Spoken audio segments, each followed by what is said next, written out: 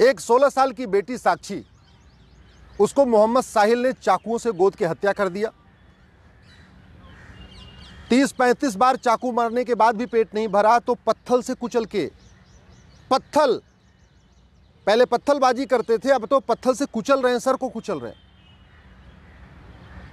और इस हत्या के बाद जैसे हमेशा होता आया, ट्विटर पे ट्रेंडिंग हो गई justice for Sakshi.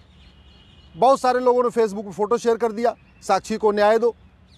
Candle march हो गया, साक्षी के हत्यारों को फांसी दो।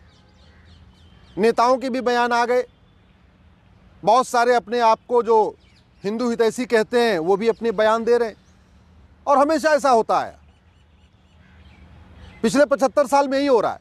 हत्या होती है, कैंडल मार्च होता है, बयान आता है, निंदा होती है, तू मैं होगा, आरोप प्रत्यारोप होगा, नूरा कुश्ती होगी, लेकिन जो काम करना चाहिए वो काम नहीं होता। मैं ये पूछ रहा हूं, चीन में किसी साक्षी की हत्या क्यों नहीं होती? सिंगापुर में कोई साहिल मोहम्मद आके किसी साक्षी को क्यों नहीं मार देता? कोरिया में किसी मोहम्मद साहिल की इतनी हिम्मत क्यों नहीं पड़ती कि वहां की किसी साक्षी को मार दे?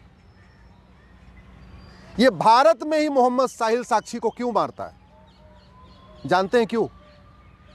क्योंकि हमारा कानून घटिया है, हमारी शिक्षा व्यवस्था घटिया है। जब तक यह अल्पसंख्यक बहुसंख्यक का खेल खत्म नहीं होगा, तब तक मोहम्मद साहिल साक्षी को मारता रहेगा।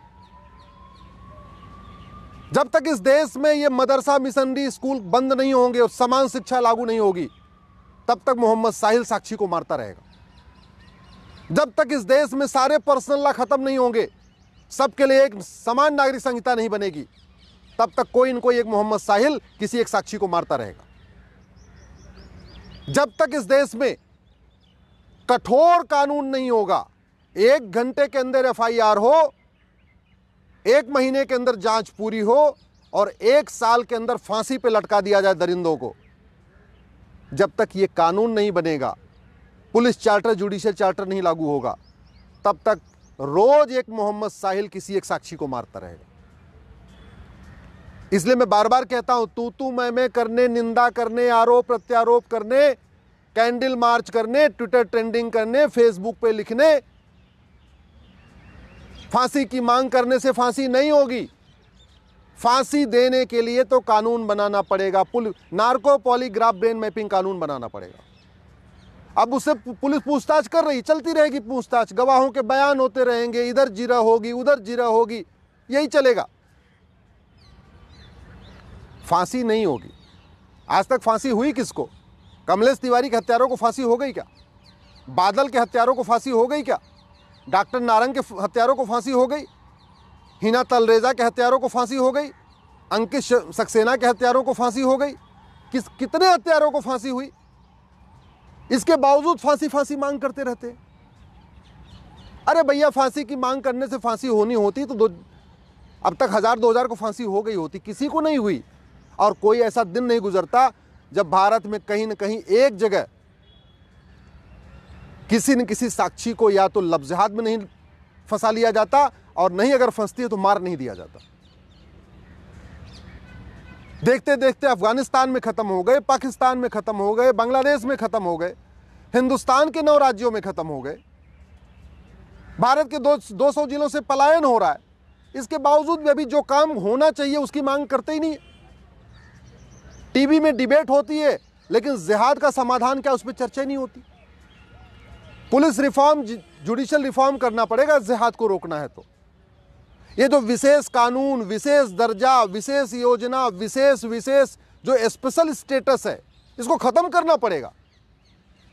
ये अल्पसंख्यक बहुसंख्यक का कॉन्सेप्ट खत्म करना पड़ेगा, माइनॉरिटी मेजॉरिटी का कॉन्सेप्ट खत्म करना पड़ेगा, मदरसा मिशनरी स्कूल बंद करना पड़ेगा, गुरुकुल शिक्षा लागू करनी पड़ेगी, वैदिक शिक्षा लागू करनी पड़ेगी, जिससे क्या खाना है, क्या नहीं खाना, क्या पढ़ना क्या नहीं पढ़ना, क्या देखना क्या नहीं देखना, क्या सुनना है क्या नहीं सुनना, इस चीज का भाव बच्चे में बचपन में डालना पड़ेगा।